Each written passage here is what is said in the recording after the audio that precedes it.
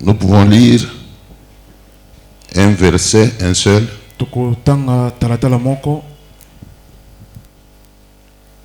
On peut lire même deux passages dans la Bible. On commence par Psaume 128,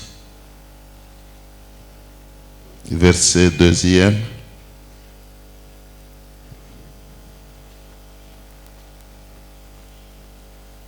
Psaume 128, verset 2, qui dit ceci.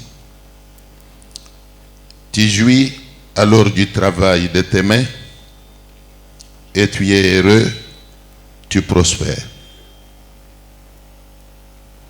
Amen. Amen. Je voudrais que vous prêtiez maintenant attention à la parole de Dieu. La Bible dit que chaque chose a son temps. Nous venons de passer un beau moment d'adoration. Que Dieu bénisse les chantres. Que Dieu bénisse ta présence. Nous sommes maintenant au moment d'écouter Dieu nous parler. Alors c'est un moment pendant lequel il faut que tout le monde soit attentif pour saisir le message. Alors c'est depuis avant-hier que nous avons ouvert le séminaire sur la délivrance dans le travail. Donc même aujourd'hui, nous allons parler du travail. Le travail, la Bible le qualifie d'une bénédiction pour tout homme qui le fait. La Bible dit que le précieux trésor d'un homme et même d'une femme, c'est son activité. Mais pourquoi la Bible qualifie le travail d'un trésor? C'est puisque le travail procure la joie, procure l'indépendance et même la stabilité dans la vie de l'homme. Donc il faut comprendre que Dieu qui a créé les cieux et la terre, même au commencement, la Bible dit que Dieu avait créé le jardin. Et dans le jardin, il avait placé l'homme pour le cultiver. C'est l'homme qui était appelé à cultiver le jardin. Alors, le travail que Dieu faisait dans le jardin devait lui procurer à manger. C'est ainsi que vous entendez la Bible dire que dans le jardin, il y avait des fruits que l'homme devait manger. Et même d'autres que l'homme ne pouvait pas manger. Alors vous comprendrez que depuis le commencement du monde, l'homme était appelé à travailler. Alors même de nos jours, la Bible dit que si quelqu'un ne veut plus travailler, il ne mange pas non plus. Alors vous comprendrez que c'est par le travail que l'homme peut trouver du pain à manger. C'est par le travail que Dieu peut résoudre ses problèmes. C'est par le travail que l'homme peut devenir heureux sur la terre. Donc le travail est d'une importance capitale dans la vie de l'homme. Nous encourageons tous les membres de l'église à travailler. Il faut chercher du travail. La Bible dit que tout travail procure l'abondance. Il n'y a pas de sot métier. Il n'y a pas de sot métier, je répète. Tout travail procure l'abondance. Alors il faut aimer le travail. Tu dois aimer le travail. Tu dois avoir l'esprit de travailler. Il faut bannir le fainéantisme. Est-ce qu'il y a des gens qui me suivent? Amen. Il faut bannir l'esprit du fainéantisme. Il faut bannir la paresse. Alors il ne faut pas être fainéant. Il faut travailler. Donc l'église a besoin de voir tous ses membres aimer le travail. Quand bien même tout le monde ne peut pas avoir le même travail, mais que chacun ait quand même une activité. Le travail n'a pas besoin d'âge. Peu importe ton âge. Peu importe ton âge. Tu dois travailler. Il faut que tu fasses quelque chose qui puisse t'aider à être indépendant. Il faut que tu aies une activité. Sommes-nous ensemble? Amen. Sommes-nous ensemble? Amen. Même toi qui es marié là, je sais que nous sommes dans un environnement où beaucoup de mamans aiment la paresse. Il suffit seulement que son mari travaille quelque part, alors il trouve que c'est suffisant. Elle est fainéante. Elle ne fait rien. Elle attend toujours le fruit du travail du mari. C'est vrai, même dans notre milieu, beaucoup de mamans ont déjà compris que quand bien même le mari travaille, la maman peut faire quelque chose. Comme on dit que l'union fait la force, le mari amène son salaire, la maman amène son salaire. Alors les deux salaires là vont aider le foyer à résoudre tous les problèmes qu'ils ont. C'est la volonté de Dieu. Ce n'est pas non plus un péché. Est-ce que les mamans sont là? Que Dieu vous bénisse. Alors le verset que nous avons lu dit ceci. Tu jouis alors du travail de tes mains. Tu ne vas pas jouir du travail d'une autre personne. Tu ne vas pas jouir du travail d'une autre personne. Quand bien même ce n'est pas un péché que quelqu'un d'autre te prenne en charge, ce n'est pas non plus un péché que ton mari te prenne à 100% en charge. Mais ce n'est pas normal que tu te mettes toujours à attendre être pris en charge par une autre personne. Bien aimé dans le Seigneur, la Bible dit que tu dois jouir du travail de tes propres mains. Vous savez, quand tu achètes quelque chose avec l'argent de ta sueur, cette chose que tu as achetée toi-même aura plus de valeur que la chose que tu as achetée avec l'argent te donné par quelqu'un d'autre. Là, je voudrais parler un peu de l'indépendance. Dans la vie, il faut être indépendant. Au lieu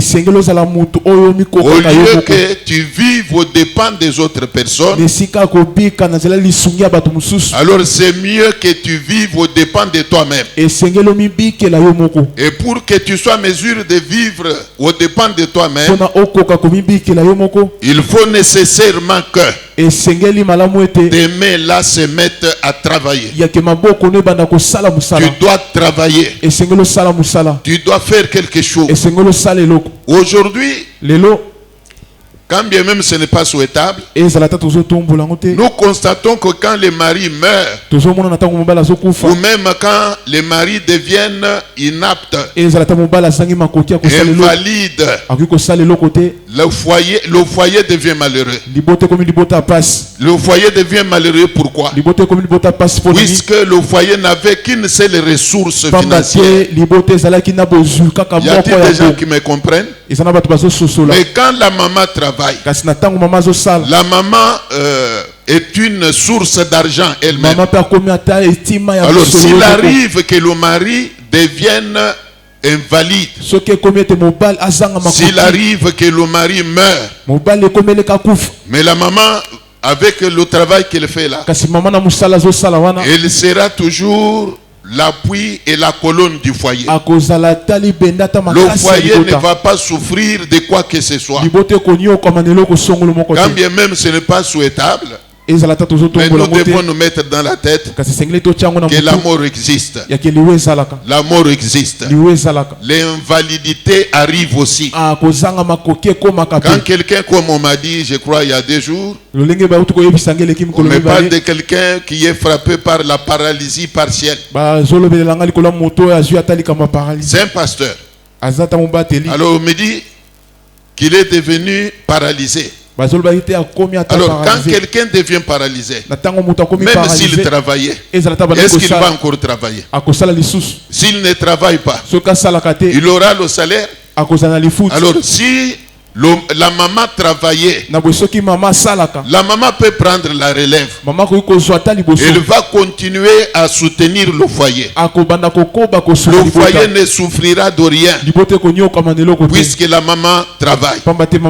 Il faut que la tête de la maman fonctionne aussi. Même en termes d'héritage, quand le mari meurt, même s'il a laissé des richesses, si la tête de la maman ne travaille pas, elle ne saura pas gérer ce que le mari a laissé. Voilà pourquoi nous disons que nous sommes à l'heure de la révolution. Nous sommes à l'heure de la modernité. Il faut que la tête de chaque personne travaille. Bien aimé dans le Seigneur, la Bible dit ceci: aussi longtemps que l'héritier est enfant, il ne diffère en rien d'un esclave. Ça veut dire quoi? Quand bien même tu as l'âge mature, tu es adulte, mais tu es enfant, c'est par rapport au mental. Quand la tête ne fonctionne pas, donc tu es comme un enfant. Mais s'il arrive que le malheur frappe à la porte de ton foyer, le mari meurt par exemple, même s'il a laissé beaucoup de biens, mais comme toi mentalement tu es enfant, tu ne sauras pas gérer ce que le mari a laissé. C'est la souffrance qui va s'en suivre. Les enfants deviendront malheureux. Et avec nos familles actuelles, même ceux que le papa de son vivant est aidé là, ils vont commencer à dire à tes enfants: là-bas, votre papa avait beaucoup de bien là. D'ailleurs, quand de son vivant, vous vous moquiez de nous. Maintenant, vous sentez comment c'est douloureux. On va commencer à se moquer de tes enfants. Mais une maman dont la tête fonctionne peut relever le défi et continuer à gérer ce que le mari a laissé de telle manière que les enfants ne puissent pas souffrir. Sommes-nous ensemble? Est-ce qu'il y a des gens qui me suivent? Que Dieu vous bénisse. Alors la Bible dit, tu dois jouir de ton travail. Tu dois jouir du travail de tes mains. Tu dois être heureux et tu dois prospérer. Quand nous parlons de délivrance dans le travail, c'est par rapport à quoi? Il y a beaucoup de gens qui travaillent mais qui ne jouissent pas du fruit de leur travail. Ils ne sont pas heureux. Quand bien même ils travaillent, ils ne sont pas heureux. Pourquoi? Puisque Leur travail n'est pas rentable. Leur travail n'est pas rentable. Leur travail ne prospère pas. Alors vous trouvez quelqu'un qui travaille, il est comme quelqu'un qui est au chômage. Toujours malheureux. Toujours plaintif. Plaintif tout le temps. Rien ne marche. Il est comparable au chômeur. Donc quand vous suivez, vous réalisez que son travail ne lui profite pas. Il est toujours malheureux. Et nous nous disons que ça ne doit pas demeurer comme cela. Rappelez-vous, dans la campagne de prière, nous disions que les ténèbres ne doivent pas régner à toujours. Il faut que ta situation change. Tu dois devenir heureux. Il faut que ton travail là te procure l'abondance. La Bible dit que tout travail procure quoi? Est-ce que ton travail à toi te procure l'abondance? Tous les sorciers de la famille sont contre toi. Ils disent que lui au moins il est heureux. Il travaille, il a beaucoup de gens. D'ailleurs, il ne nous aide même pas. Il ne nous aide pas. Alors que toi-même tu es malheureux. Tu souffres beaucoup. Ton travail ne te procure pas l'abondance. Tu manques de beaucoup de choses. Par moments ça te fait des soucis. Et nous nous disons que ça ne doit pas demeurer éternellement comme cela. Il faut que l'Éternel intervienne dans ton travail là. S'il y a les blocages, que Dieu les écroule. S'il y a des barrières, que l'Éternel les écroule. Tout ce que le diable a mis contre toi, que Dieu puisse les briser. Tu dois jouir de ton travail.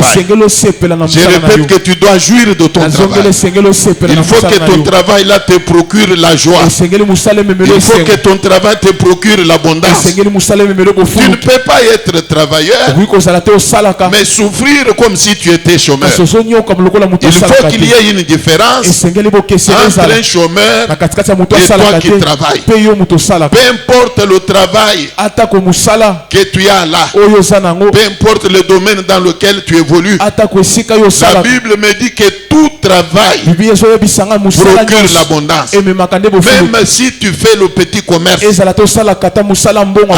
Dieu, le petit commerce peut devenir grand commerce. Même si tu es un débrouillard, il y a des gens qui vivent, qui fruit de leur travail. Dans ce que tu fais là, que Dieu mette sa main, que Dieu te rende heureuse, que Dieu te rende prospère dans le domaine où tu évolues là. Que l'Éternel intervienne.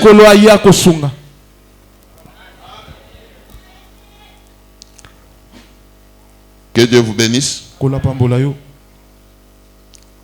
Le travail est la source intarissable du bonheur. Le travail. Dieu m'a fait une petite grâce de sillonner le monde. J'étais en train de réfléchir des choses que j'ai eu à constater à travers le monde. J'ai vu que la réalité en dehors de notre pays est tout autre que celle que nous voyons dans notre milieu ici. En dehors de ce pays, les gens aiment le travail. Je vous dis la vérité. Les gens mettent du sérieux dans le travail. Même ceux qui prient, ils respectent, ils aiment d'abord travailler. J'ai vu en Afrique du Sud un blanc, sud-africain. Il est fermier. Fermier, il est fermier. Alors, il lui arrive d'abattre les bêtes. Est-ce que vous me suivez? Et comme il a une grande ferme, il abat les bêtes. Alors ils font des publicités là-bas. Et par la publicité, ils annoncent, mais ils donnent même leur adresse. Par la télévision, vous pouvez passer la commande. Vous passez la commande. Vous dites par exemple que moi, X et Y, résident à telle adresse, j'ai besoin du foie. Par exemple, de la bœuf. J'ai besoin d'une jambe de chèvre. Vous passez la commande. Et lui est véhiculé. Directement, son véhicule là est frigorifié. Alors directement, il vient là. Avec son véhicule. Et dans le véhicule, il y a tout un bureau. Il y a le facturier. Dans le véhicule là, il y a tout ça. Alors il vient, il se présente. Il vous dit que je viens pour la livraison de ce que vous avez commandé. Et directement, il se met à vous livrer ce que vous avez demandé. Vous payez. Et il établit la facture sur place. Vous donnez l'argent. Il vous donne la marchandise. Et il s'en va. J'ai assisté à cette livraison-là. Et le blanc là était simple là. Habillé en dîne délavée. Dîne délavée. Alors il était là avec des ketchup aux pieds. Je dirais encore des vieux ketch là. Mais l'argent qu'on a payé à ma présence, c'était beaucoup d'argent. Et quand il a ouvert la porte de son frigo là, j'ai vu qu'il y avait beaucoup de viande dedans. Alors c'est son travail. Et pendant qu'il servait là, je l'ai regardé, j'ai dit mais c'est les blancs. C'est comme ça que tu cherches l'argent. On lui a donné son argent, il a encaissé. Et directement, il a établi la facture. Après, il a livré la marchandise. Un jour encore, là où j'habitais, on avait connu un problème sur l'installation électrique. Ici nous appelons portail. Portail là-bas, c'est électrique. Ça fonctionne avec, en français on appelle comment? Télécommande. Remote. On appelle ça remote en anglais. Alors, quand vous venez, même vous qui venez de l'extérieur pour entrer dans la parcelle, pour ouvrir le portail, tu n'as pas besoin de klaxonner pour que c'est quelqu'un qui est dedans vienne vous ouvrir. Vous devez avoir la télécommande là. Quand vous appuyez sur le bouton, ça s'ouvre. Et vous entrez. Alors c'est là qu'on avait eu un problème. Le portail là ne fonctionnait pas. On a fait appel au technicien, à un ingénieur. Ce monsieur là est venu encore avec sa petite pick-up. Alors quand il est venu, on lui a expliqué le problème qu'il y avait. Alors il dit en anglais, petit problème. Il ouvre son véhicule. Dedans, j'ai constaté il y avait des fils. Il y avait beaucoup du matériel électrique.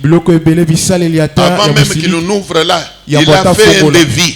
Il a fait un devis. Que votre panne pour réparer, il faut ceci, il faut cela. Alors nous lui demandons combien ça coûte. Il évalue le devis. Et directement nous donnons l'argent. Moi je pensais qu'il allait chercher à acheter le matériel dans des magasins. C'est là que j'étais étonné. Il a ouvert sa camionnette là. Et dedans il y avait tout ce qu'il fallait pour rétablir le courant au niveau du portail. Tout ce qu'il avait écrit sur même en avait sur place. Alors il s'est servi de ça. Il a fait le travail. Et après qu'il avait fini, il a réclamé la main d'œuvre.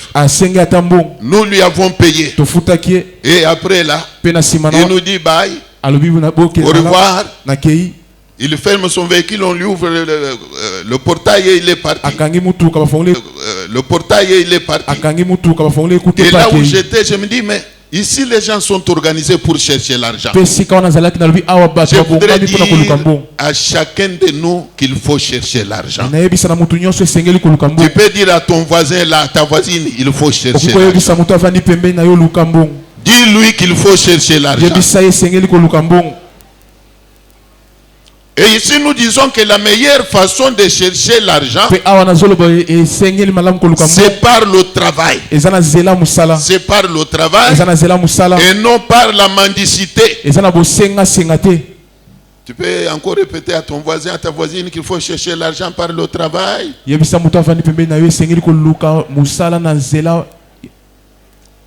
n'est pas contre ça. C'est par le travail qu'il faut chercher l'argent. Pour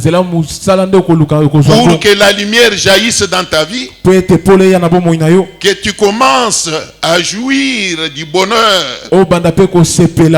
Il faut travailler. Dans notre séminaire, nous avons comme programme de parler aussi du partenariat. Entrepreneuriat, voulais-je dire. Entrepreneuriat veut dire initier le travail toi-même. Toi-même.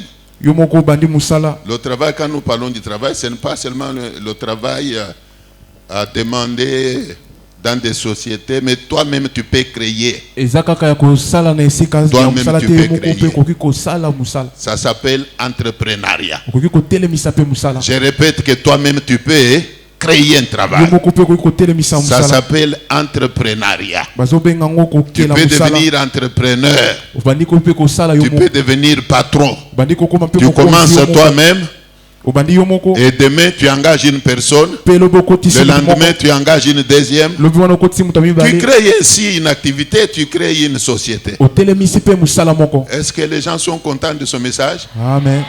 Acclamez le Seigneur.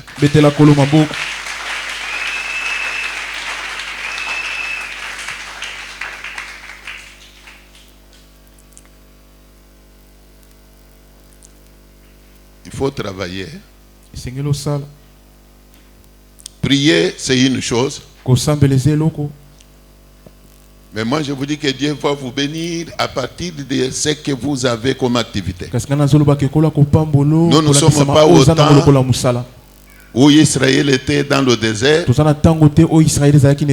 et Dieu faisait pleuvoir la pluie de pain sans que les hommes et les femmes aient travaillé. Les pains tombaient du ciel pour que les gens aient à manger. Maintenant, il faut travailler pour manger. Il faut travailler. Dans une famille, il faut que l'esprit du travail habite chaque membre de la famille. J'ai vu à Washington une famille qui m'accueillait avait au moins 5 véhicules. Le papa avait son véhicule. La maman avait son véhicule. 3 de leurs enfants avaient chacun son véhicule. Il arrivait sur tous les week-ends que tous les 5 véhicules soient parqués devant la maison. C'est là que j'avais posé la question de savoir à qui appartenaient tous ces véhicules. Alors on me dira que non, papa travaille, maman travaille. Ici pour aller au travail, il faut avoir un véhicule. 3 des enfants travaillaient déjà.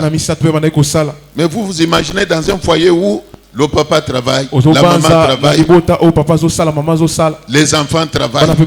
Cette famille-là souffrira de quoi? Cette famille-là souffrira de quoi?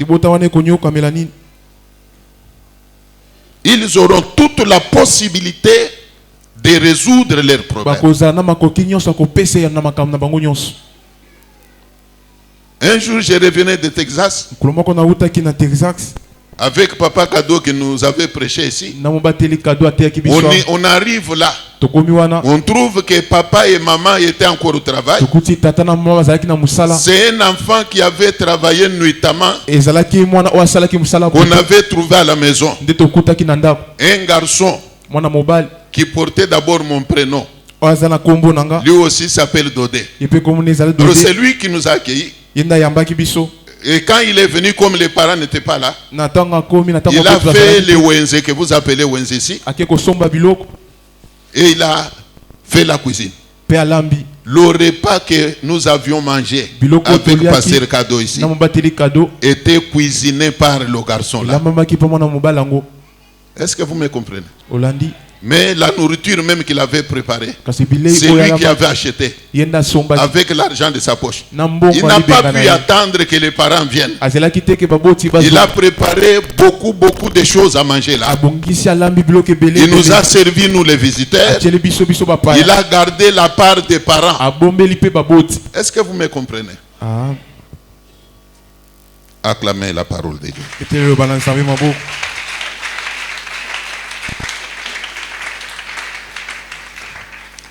Pourquoi la délivrance? Lisons Matthieu 13, du 24e au 28e verset. Est-ce que quelqu'un est dans la joie d'écouter cette parole?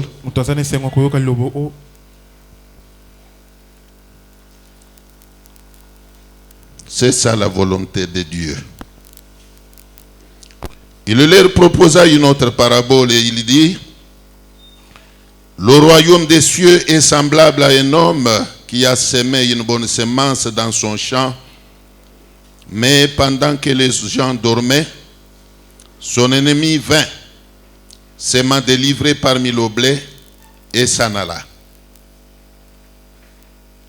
Lorsque l'herbe y poussait et donnait du fruit, livré par lui aussi, les serviteurs du maître de la maison vinrent lui dire: Seigneur, n'as-tu pas semé une bonne semence dans ton champ? D'où vient donc qu'il y a des livrets? Il leur répondit: c'est un ennemi qui a fait cela. Et les serviteurs lui dirent: veux-tu que nous allions l'arracher?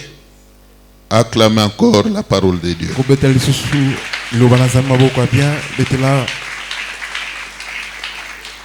Il faut que tu comprennes pourquoi tu dois chercher la délivrance en ce qui concerne le travail. Vous savez que même le peuple d'Israël évoluait dans l'élevage. Ils avaient beaucoup de bétail et Dieu les bénissait dans ce domaine-là. Alors quand Moïse sollicitait, négociait leur délivrance, la Bible nous révèle que Pharaon ne voulait pas les laisser sortir avec leur bétail. Il leur proposait ce que moi j'appelle une délivrance partielle. Il appelait Moïse et Aaron. Il leur a dit: vous pouvez sortir comme vous le demandez, mais seulement vos brebis et vos bœufs doivent rester. Vos brebis et vos bœufs doivent rester. Alors, comprenez combien cet homme-là était rusé, connaissant bien l'importance même du travail. Il voulait retenir leur richesse, les laissant sortir main vide. C'est là que je donne raison à la Bible qui dit que tout travail procure l'abondance. Quand quelqu'un travaille, il touche de l'argent, il va avoir l'abondance. D'abord en termes de santé. En termes de santé, il va avoir l'abondance. En termes d'habillement, il va avoir l'abondance. Sommes-nous ensemble? Amen. Quelqu'un qui travaille, qui touche l'argent pour se payer un nouveau vêtement. Il n'aura pas difficile. Pour se payer même une chaussure, une babouche, paire de babouches, il ne va pas souffrir. Même les jeunes filles d'aujourd'hui. Vous savez pourquoi beaucoup de jeunes filles se prostituent? C'est à cause de la souffrance. Mais une fille qui fait quelque chose, une fille qui manipule les billets de banque, elle va accepter de se faire rouler par un monsieur là. Pour gagner quoi? Pour gagner quoi? Il y a des filles là qui, comment dire, hypothèquent même leur avenir. Ils laissent certains aventuriers se jouer d'elles seulement à cause du fainéantisme. On lui donne un $10. Elle expose son corps. On lui achète une tenue vestimentaire. Elle cède son corps. Même à cause du lait de beauté. Même à cause d'un téléphone. Si tu veux, je te prends en charge. Je ferai ceci, je ferai cela. Désormais, toute ta charge sera sur mes épaules. Mais à condition que tu me serves aussi. Là, j'ai mal parlé. Bien-aimé dans le Seigneur, l'homme de Jésus a donné une parabole. Il parle de quelqu'un qui évoluait dans l'agriculture. L'agriculture est aussi un travail. Je répète que l'agriculture est aussi un travail. Je venais de dire ici qu'il n'y a pas de saut métier. Il n'y a pas de saut métier. Tout travail procure l'abondance. L'agriculture, c'est aussi un travail. Alors, le cas que nous évoquons ici, c'est un cas d'un agriculteur. Alors, on dit un homme avait semé un champ. Il y a semé une bonne semence. Mais pendant la nuit, alors il faut que nous cherchions tous à comprendre qu'est-ce que c'est que la nuit. La nuit dont parle la Bible ici. Et c'est la nuit que nous connaissons là. Moi je dis non. C'est un langage spirituel. On dit pendant que les gens dormaient, l'ennemi est venu. Il est venu à quel moment? Pendant le sommeil. Pendant que les gens dormaient. De quel sommeil faut-il parler ici? Et c'est du sommeil que nous attrapons tous les jours ici. Je ne crois pas. Il s'agit ici du sommeil spirituel. Alors pendant que les gens dormaient, un ennemi. Donc il faut d'abord mettre dans ta tête là que sur la terre, que tu les veilles ou pas, je dis que tu les veilles ou pas, tu auras des ennemis. Tu auras des ennemis. J'aime bien que nous nous entendions d'abord là-dessus. Même si tu deviens comme un ange, comme une brebis, tu te dis, je n'aime pas chercher des problèmes. Je me discipline. Je te dis que tu auras toujours des ennemis. Tout le monde ne sera pas d'accord avec toi. Tout le monde ne t'aimera pas. Surtout là, il faut que tu le saches. Tout le monde ne t'aimera pas. Tout le monde. Même parmi tes soeurs et frères, tes propres frères, tes propres soeurs, tout le monde ne t'aimera pas. Même dans ta famille élargie,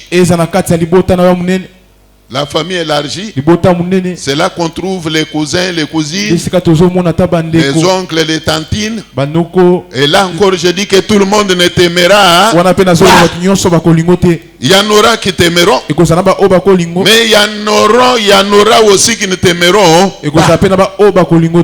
Alors, quand quelqu'un ne t'aime pas, il ne peut pas vouloir te faire du bien. Quand quelqu'un ne t'aime pas, il te fera toujours du mal. Même s'il veut parler de toi, il ne parlera pas de toi de bon langage, mais il tiendra toujours des propos malsains contre toi.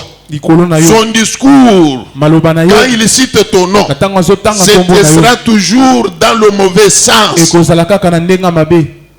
La nature est comme cela. Alors la Bible dit, pendant que les gens dormaient, un ennemi est venu. Un ennemi est venu. Là encore, je voudrais que tu saches que dans tout ce que tu fais là, dans ton travail, que tu le veuilles ou pas, tu auras toujours l'adversité. Tu auras toujours l'adversité. Il y a des gens qui se soulèveront contre toi.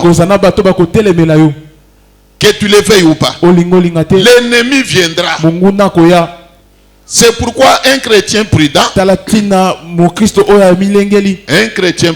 c'est pourquoi Dieu s'adressant aux siens, il dit: pour vous là qui m'appartenez, vous qui obéissez à ma parole, je combattrai ceux qui vous combattront. Je serai ennemi de vos ennemis. Je menacerai celui qui dévore. Il ne pourra pas vous détruire les fruits de la terre.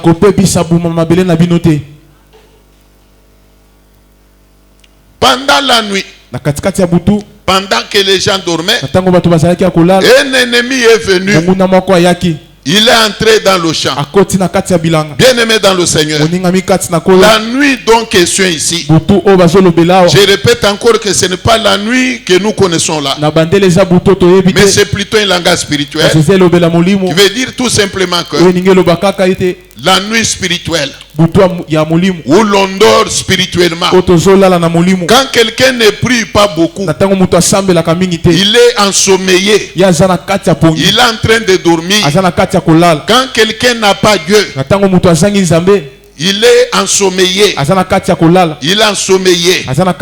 Il n'a pas le soutien de Dieu. Il est pendant la nuit. Quelqu'un qui n'a pas Dieu, il est éloigné de Dieu.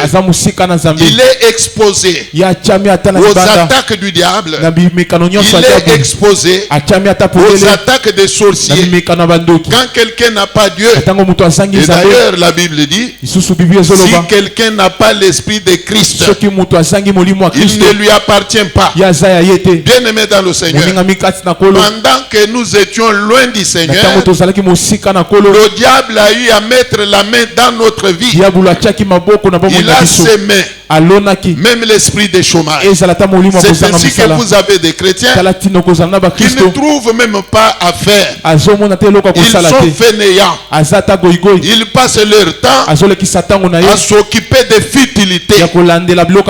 Ce n'est pas par leur propre faute. Ce sont des gens envoûtés. Leurs esprits sont manipulés. Le diable a semé le fainéantisme en eux.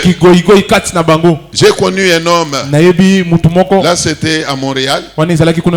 Il est marié. Il est marié. C'est la femme qui travaille. Mais lui, le mari, ne travaille pas. Son travail, quand il se réveille, lui-même fait du thé. Il prend son petit déjeuner. Et après avoir pris son bain, il va se placer devant la télévision pour suivre les films. Quand il termine, soit il rentre en chambre dormir, soit il commence à cuisiner. Il commence à cuisiner. Une fois, nous sommes allés rendre visite à cette famille-là, croyant que la femme était déjà venue. Quand on arrive, on frappe à la porte.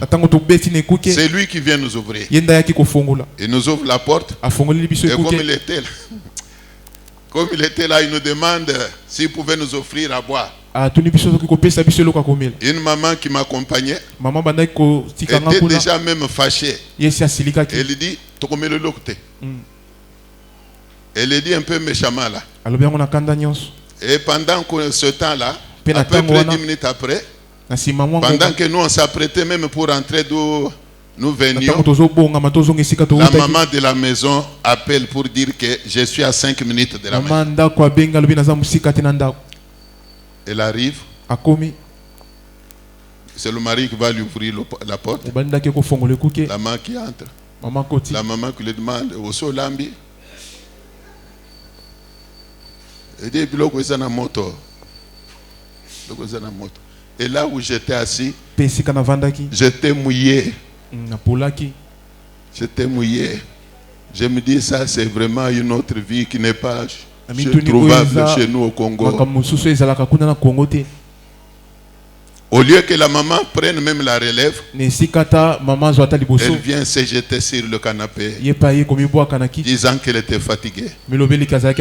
C'est le papa qui continue avec sa cuisine. Et nous, après vous direz que la maman n'a pas du respect. Non, c'est lui, la main qui donne, la Bible dit, est au-dessus de celle qui reçoit. Il ne faut pas pervertir l'ordre que Dieu a établi dans le foyer. Nous ne disons pas que si une femme supporte le foyer, c'est un péché. La maman peut supporter le foyer, mais le papa ne doit pas perdre son rôle. Tu dois toujours jouer ton rôle. Tu dois jouer ton rôle. Amen. Amen. Alors j'étais en train de dire que de la même manière que Satan était entré, l'ennemi était entré dans son champ pour y s'aimer, livrer. Le diable a semé dans beaucoup de gens le fainéantisme. Vous trouvez quelqu'un qui est là en train de fainéanter, il n'en a même pas souci. Il n'en a pas souci. Quelqu'un qui est au chômage, mais il trouve normal de mener cette vie-là. Il se plaît à mendier. Et vous le trouvez même en train de calomnier ses frères, ses soeurs, même ses parents. Ils ne m'aiment pas. Ils ont l'argent, ils ne veulent pas m'aider. J'avais posé tel problème, ils n'ont pas résolu. Et tous les matins, quand on distribue les pains, moi on me donne seulement un petit morceau. Le grand morceau, on donne aux petits enfants. Mais le morceau que vous cherchez là, si toi aussi tu travaillais, tu peux commencer toi-même à acheter les pains pour le foyer.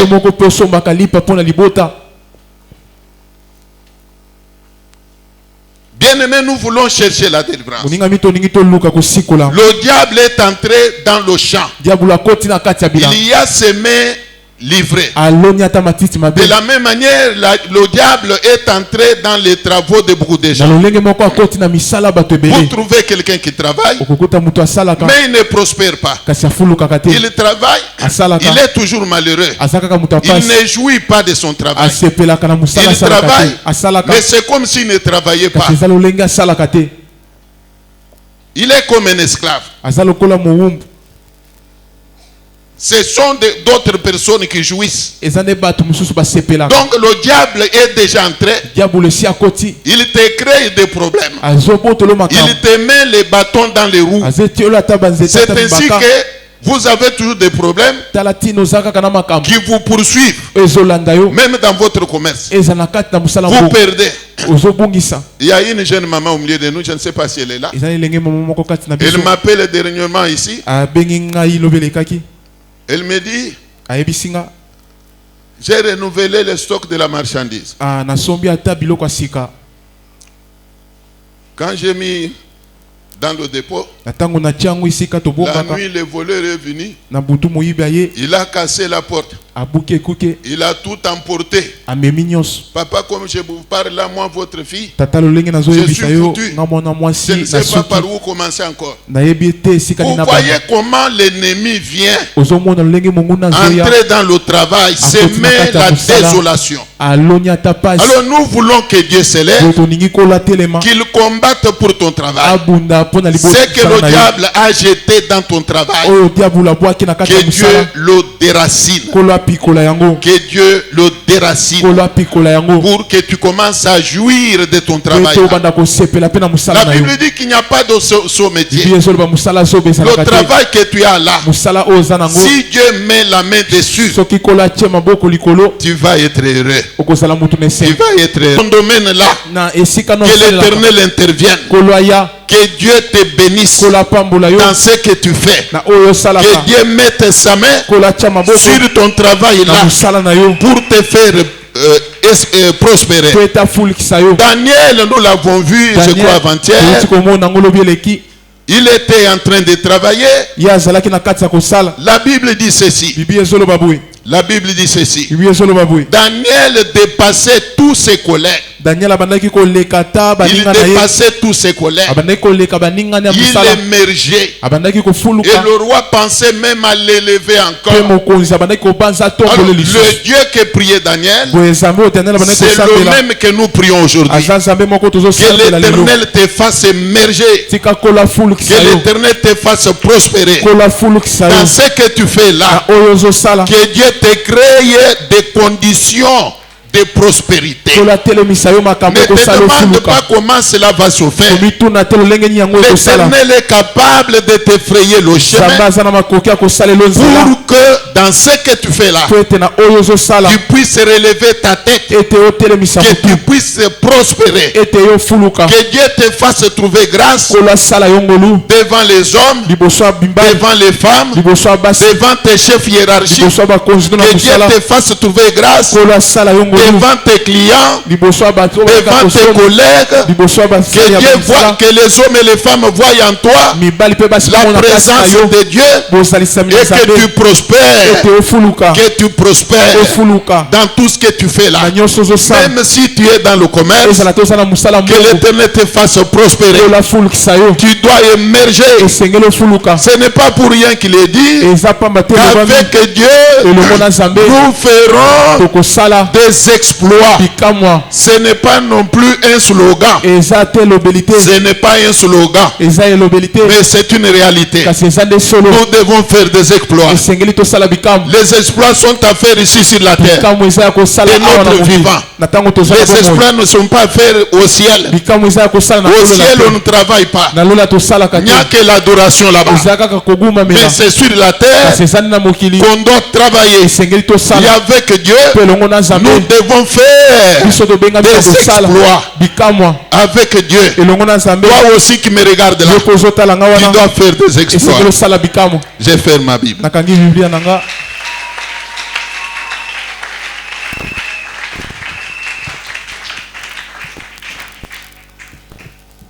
Veuillez vous tenir debout.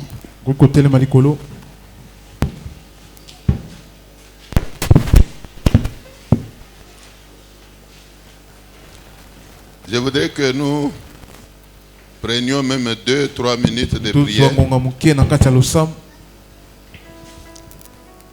pour invoquer l'Éternel en lui demandant de combattre tous les ennemis qui nous combattent sur le plan professionnel.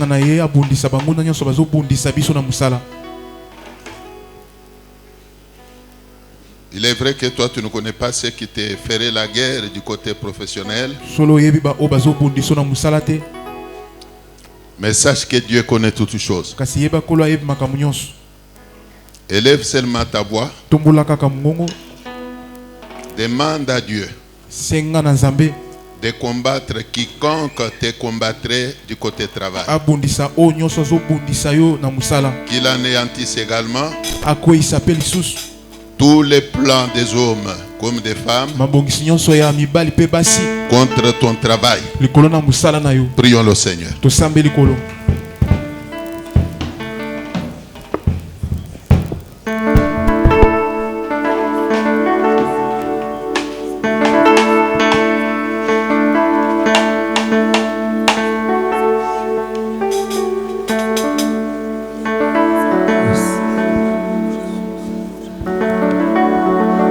Ozali Zambe, Zambe vinanga. Ozali Zambe, yobomwanite. Ozali Zambe, Zambe vinanga. Ozali Zambe, yobomwanite. Ozali Zambe, Ozali Zambe, Zambe vinanga. Ozali Zambe. Yobomwanite, Yesu, Ozali Zambe, Zambe avinanga. Ozali Zambe.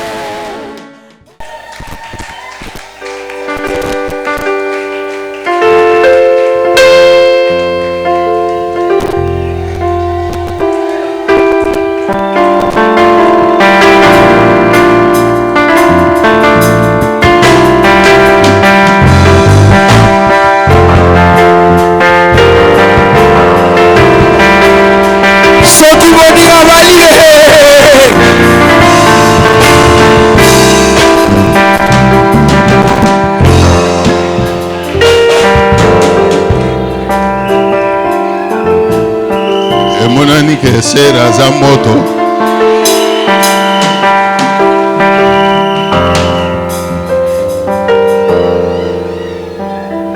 frère keba kozala sangote kozala sangote eza makambo to négligeaka tozo pambule libala sans vérifier ce qui sera za ya frère za ya kulamuka ou bien za ya kulala. Après baya kupeso biso musala ya délivrance. Faut to bande kulandela nyoswa. Amen. Nalubi mabe. Faut to bande kulandela. Avant frère akote libala to landela batterie eza na moto ou bien eza déchargé.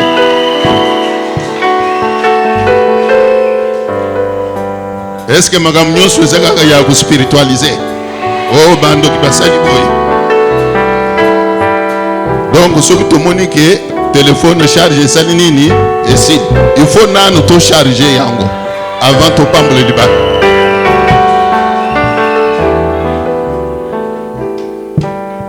Bino ba jeune frère, boyo kinde na lobiwa. So mo yitu bandu kulandera bino ko beteke papa akomi monganga ou bien nazala ka monganga. Fona landera. Amen. Bande ko shoku bomoni batelemi. Bien que frère Ngoya kendeki na bangwa pesi nanu ya ye rapporte. Frère a honoré. A pesi nyonso.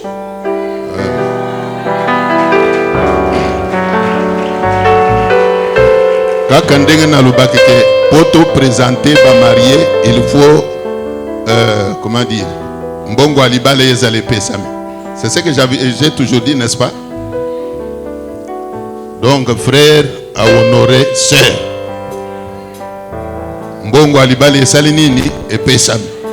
Et pesama qui lobby. Donc, à mon nom, j'ai appris que même l'équipe y a presse nyonso et gende kuna. Papa mira zala kuna.